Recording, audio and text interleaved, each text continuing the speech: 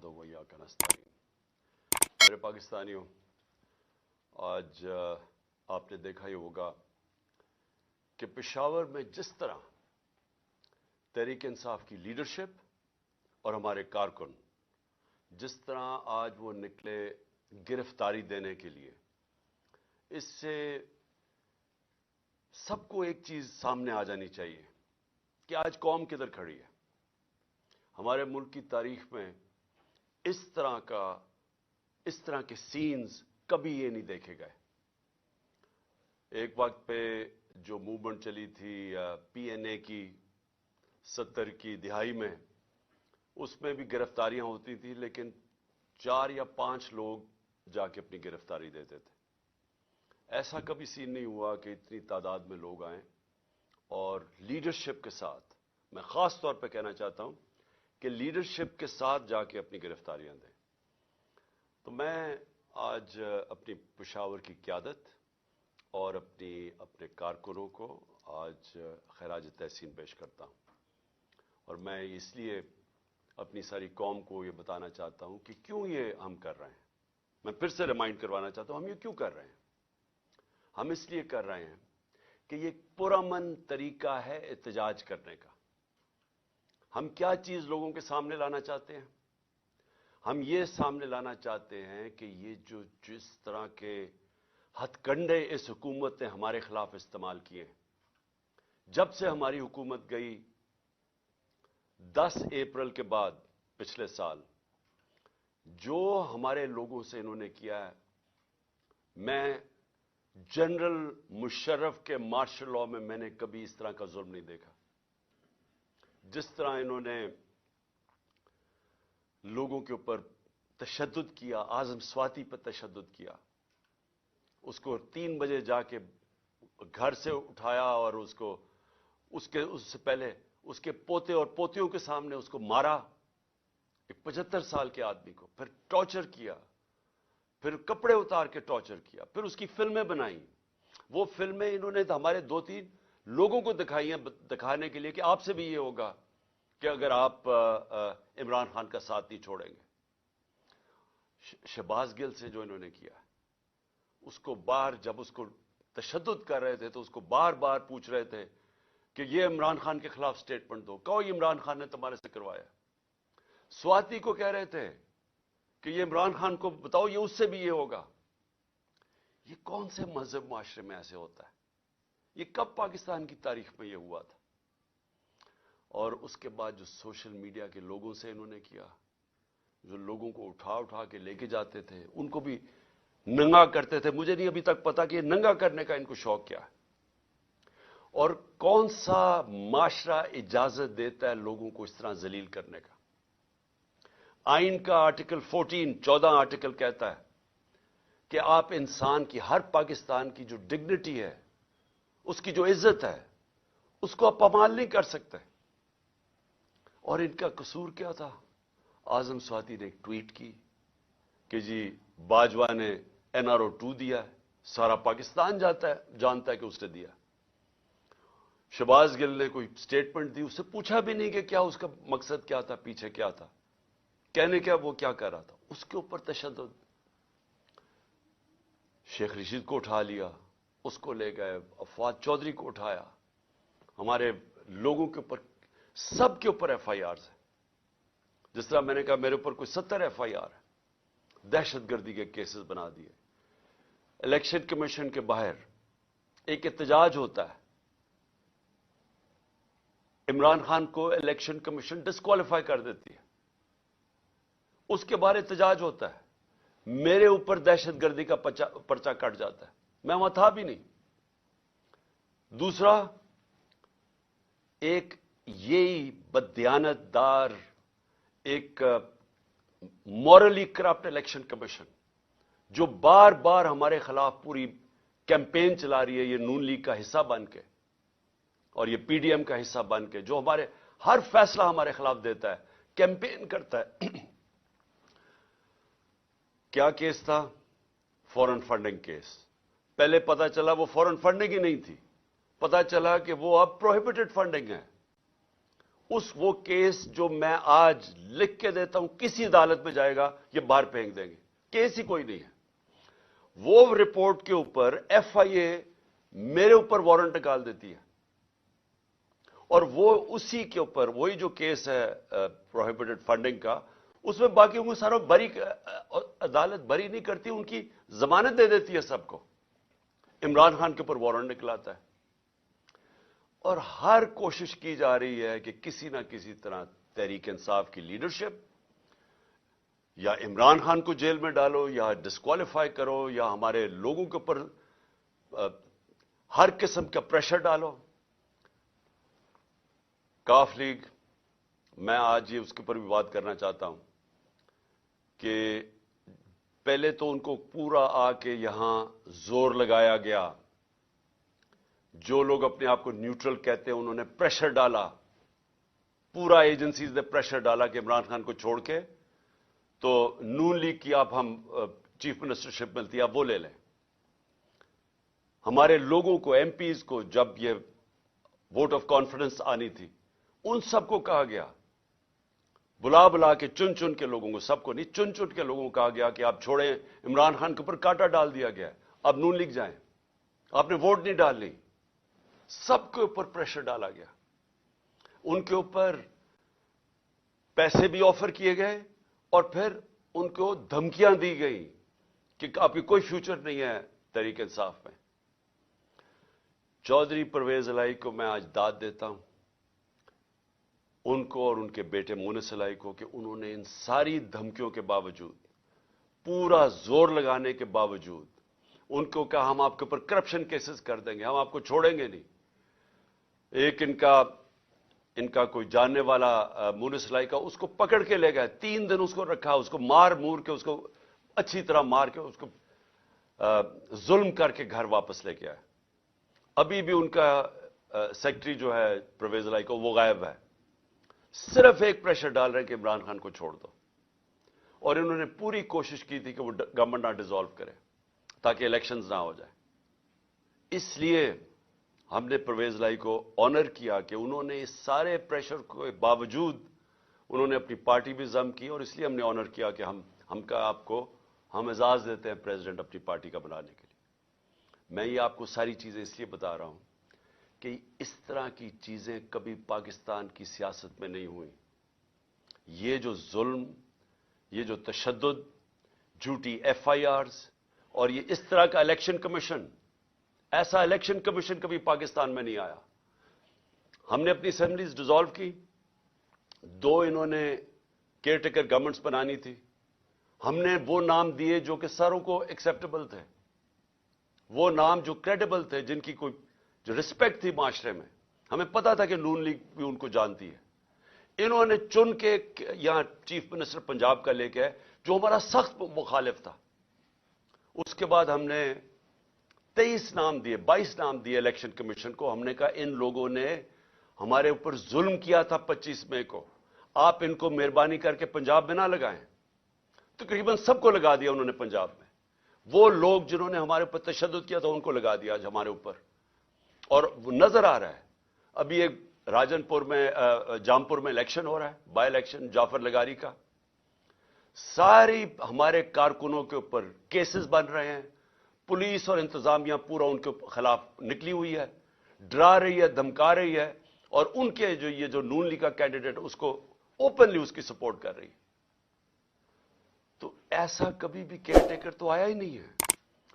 Care taker ایسا لے کے آئے ہیں جو کہ جس طرح شہباز شریف کنٹرول کر رہا ہے اس کیئر ٹیکر کو. یہ سارے وہ لوگ ہیں جو انہوں نے حمزہ شریف کے دور میں رکھے ہوئے تھے, اور ادھر پختونخوا کے اندر ساری مولانا فضل الرحمان کی کیبنٹ اور ان کے کہنے پہ سب کچھ ہو رہا ہے. تو یہ ایسی الیکشن کمیشن, اور جو اس نے پھر آگے کیا ہے, جو وہ دیکھ رہے ہیں کہ یہ جو سارے سٹیپس لے رہے ہیں, یہ صرف اور صرف تحریک انصاف کے خلاف ہے. الیکشن کمیشن کے بھی سٹیپس, کیئر ٹیکر گورنمنٹ کے بھی سٹیپس صرف اور صرف ہمارے خلاف ہے. اور وہ حکم کس سے لے رہے ہیں؟ وہ لے رہے ہیں جناب یہ نون لیگ والے سے, شہباز شریف سے. مریم وہ ساری جگہ پھر رہی ہے, پروٹوکول, گاڑیاں, پنجاب گورنمنٹ کا پیسہ خرچ کر رہے ہیں کنونشنز پہ, पूरा रेस्ट हाउस रेनोवेट होता है कि जी मलका तरन्नम, मलका सॉरी तरन्नम नहीं, फरादीबा वो पहुंच रही हैं वहां, सारा कुछ इनके लिए इंतजाम बन रहा है। और वो वहां जाके फिर जो वो जिस तरह की तकरीरें की जा रही हैं, मैं ये सवाल पूछता हूं कि क्या जब केस सब जुडिस हो, सुप्रीम कोर्ट में केस हो, क्या सुप्रीम कोर्ट के जजेस के खिलाफ इस तरह की जबान इस्तेमाल करने की किसी को इजाजत है? क्या आपका, क्योंकि सिर्फ आप इलेक्शन से भाग रहे हैं, आपको पता कि अवाम आपके साथ नहीं है, सिर्फ उससे बचने के लिए पूरा प्रेशर डाला हुआ है इन्होंने पाकिस्तान की अदलिया पे, और सिर्फ एक मकसद है इनका कि 90 दिन में इलेक्शन ना हो।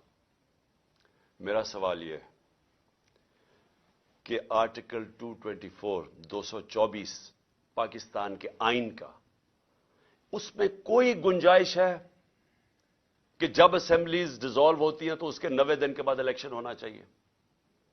कोई इसको चेंज कर सकता है? यानी इसकी कितना भी आप अपना ज़हन इस्तेमाल कर लें, जितने अच्छे वकील ले आए, मुझे यह समझा दें कि 90 दिन के बाद कैसे हो सकता है कि हुकूमत यह केयरटेकर चल सकती है। और मेरा अगला सवाल है कि जो पाकिस्तान की ऑब्जेक्टिव रेजोल्यूशन है, जो करारदाद मकासद, जो बुनियाद रखी थी कि पाकिस्तान का रोड मैप क्या है, उसमें एक चीज वाज़ेह है कि सॉवरेनिटी वो अल्लाह की है, और अल्लाह के बाद जो फैसले करेंगे वो अवाम के मुंतखब किए हुए नुमाइंदों की है, पब्लिक रिप्रेजेंटेटिव्स की है, जो अवाम ने सिलेक्ट किए। मैं ये पूछना चाहता हूं कि ये जो केयरटेकर गवर्नमेंट दो बैठा दी हैं लाके, पहले तो ये सारी, कभी, मैं फिर से कहता हूं, कभी ऐसी जानबदार केयरटेकर गवर्नमेंट्स नहीं आई। लेकिन उसके अलावा क्या अब ये 90 दिन के बाद ये बैठेंगी जिनका सिर्फ काम है कि तहरीक इंसाफ के खिलाफ पूरा एजेंडा है कि हमें खत्म किया जाए, या हमारे पर केसेस बनाए जाए, नून लीग को जताया जाए या पीडीएम को जताया जाए? ये किस तरह 90 दिन के बाद बैठेंगे?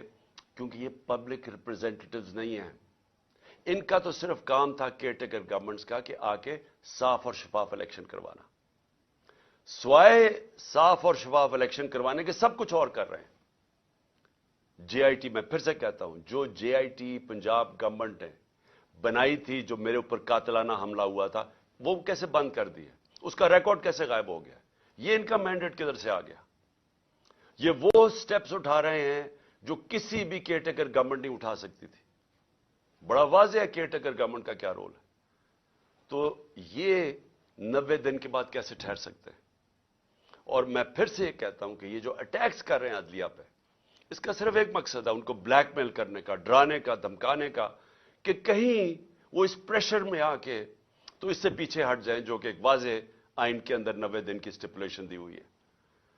मैं आज दो और चीजों पे भी जल्दी से बात करना चाहता हूं। एक, कि हमारे लोगों ने जो सीनियर लीडरशिप ने जो गिरफ्तारी दी थी कल यहां लाहौर के अंदर, उनको बजाय ये कि पॉलिटिकल प्रिजनर्स, जो सियासी तौर पे वो जो जिन्होंने एक पुरअमन एहतजाज के लिए एक अपना एहतजाज जमहूरियत में रजिस्टर करवाया था, उनको ऐसे रखा जा रहा है जिस तरह वो कोई दहशतगर्द है।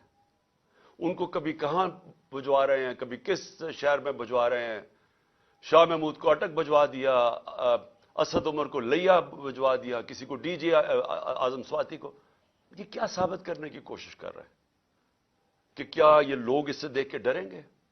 अगर इसको देख के डरते, जो आज पेशावर में पब्लिक निकली है, ऐसे निकलती जिस तरह पब्लिक निकली है। और इंशाल्लाह कल आप पिंडी में देखेंगे कि जिस तरह पब्लिक निकलेगी, अब कहेंगे हमें जेलों में डालो। ये खौफ नहीं है किसी को अब कि ये आप जो वो अटक चले जाएं या कहीं चले जाए तो हम डर जाएंगे।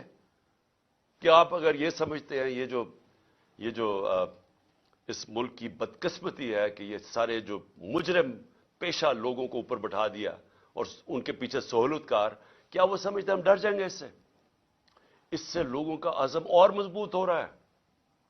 हमें सारी जगह से मैसेजेस आ रही हैं, जो हमारे लोगों को लेके गए हैं, लैया या डीजी खान या जिधर भी, सारे कह रहे हैं कि हम खड़े हैं। एक एक से मैसेज आई है कि बिल्कुल हमने अब पीछे नहीं हटना। सो इससे कोई घबरा नहीं रहा। और कल इंशाल्लाह पिंडी में देखेंगे जिस तरह पब्लिक निकलेगी, जिस तरह हमारी क़यादत तैयार है अपने आप को ये जेल भरो तहरीक के अंदर शामिल होने के लिए। और फिर जो हमारा एहतजाज, जिसका जो दूसरा पहलू है, एक तो ये है कि जो हमारे पर तशद्दुद हुआ, जुल्म हुआ, जो इन्होंने जिस तरह की FIR, जो हर रोज एक मिशन पे हैं कि किसी ना किसी तरह इलेक्शन ना करवाओ और इनको क्रश करो तहरीक इंसाफ को। तो एक तो इसके ऊपर एहतजाज है, पुरअमन एहतजाज है। और मैं ये याद करवा दूं आपको कि श्रीलंका में इन्हीं हालात के अंदर पब्लिक सड़कों पे निकली थी और लोगों ने जलाए थे घर, प्राइम मिनिस्टर का घर जला दिया था, पब्लिक खुद सड़कों पे आ गई थी। अगर ये तहरीक इंसाफ इस वक्त ना हो तो ये पब्लिक इसी तरह सड़कों पे निकलेगी। जिस तरह के हालात यहां बन गए आज पाकिस्तान में, पब्लिक तो खुद निकलने के लिए तैयार है सड़कों में। मैं अपना जो लाहौर हाई कोर्ट, मुझे 3 बजे तो हमें पता, उन्होंने जब हमें पता चला कि वो बुला रहे हैं और वो कहते हैं आपको पेशी देनी पड़ेगी, 3 बजे तो फैसला करते हैं, 4:15 बजे घर से निकलता हूं। और जो पब्लिक सड़कों के ऊपर आती है, ऐसे तो पब्लिक कभी नहीं निकलती। तो पब्लिक तो तैयार बैठी हुई है। जिस तरह आज पेशावर में देखा, कौम तो तैयार है। अगर हम ये पुरअमन तरीका ना इख्तियार करें तो ये कौम वो रास्ता इख्तियार करेगी, ये कौम उस तरफ जाएगी जिधर इस मुल्क के अंदर तबाही मचेगी। इसको रोकने के लिए ये पुरअमन एहतजाज है। और जो दूसरी वजह है, मेरी एहतजाज की जो दूसरी वजह है, वो मैं भी आपको बता दूं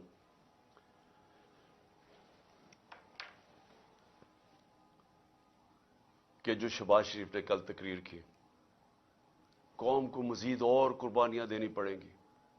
शहबाज शरीफ, ये कौम 10 महीने से जो आपने साजिश करके ये चोरों का टोला ऊपर बैठाया है, जिसमें आप सबसे बड़े डाकू हैं और आप और बड़े भाई और आसिफ जरदारी, आपसे बड़े डाकू इस मुल्क में आए नहीं। 30 साल से आप चोरी कर रहे हैं, अरबों रुपया आपने चोरी करके मुल्क से बाहर भिजवाया है। जरा पूछें तो सही है कि आपका टब्बर वहां रहता कैसे है? कौन सी आपकी आमदनी थी जो इतने इतने बड़े बड़े आपने घर खरीदे? यहां का चोरी का पैसा था, तो अपना पैसा बाहर भिजवा दिया। 1100 अरब रुपए के करप्शन केसेस माफ करवा लिए अपने, और कौम को कहते हैं कि ओह अभी आपके इम्तिहान खत्म नहीं हुए, अभी मजीद और महंगाई आने वाली है।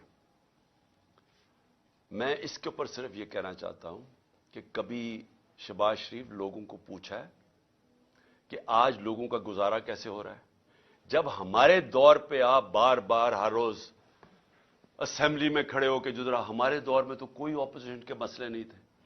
जो आपके केसेस थे वो तो सारे आपके 95% केसेस आपके खिलाफ वो तो पहली गवर्नमेंट से बनाए हुए थे, आपके अपने दौर में बने थे। इसहाक डार तो आपकी हुकूमत में इस मुल्क से फरार हुआ था। जब उससे पूछा गया कि इतने ज्यादा पैसे $5 मिलियन बाहर कैसे भिजवाए हैं, तो जब उसे जवाब पूछा, मुल्क से बाहर भाग गया। नवाज शरीफ के दोनों बेटे आपके दौर में मुल्क से बाहर फरार हुए थे। जब उनसे पूछा गया कि बताएं ये आपकी प्रॉपर्टीज अरबों रुपए की किधर से आई हैं, वो बाहर भाग गए। ये जो इसका शहबाज शरीफ, आपका जो बेटा, आपका जो दामाद था, वो आपके दौर में बाहर भागा था जब पता चला कि सरकारी तौर पे वो उसने सरकारी एक अपनी कोई बिल्डिंग किराए पे दी हुई थी, वो अभी बनी नहीं थी, उसको जब पैसा मिल रहा था, जब उससे सवाल पूछा वो बाहर भाग गया। और आपका पता है कि आपका ट्रायल हो रहा था और आप पकड़े जाने वाले थे मकसूद चपरासी के केस में, और वापस आके जैसे ही आप इक्तदार में आए तो 4 गवाह मारे गए हैं जिनको पैसे, आपके नौकर थे जिनको पैसे आ रहे थे, जिसमें मकसूद चपरासी, चारों को हार्ट अटैक हो गया।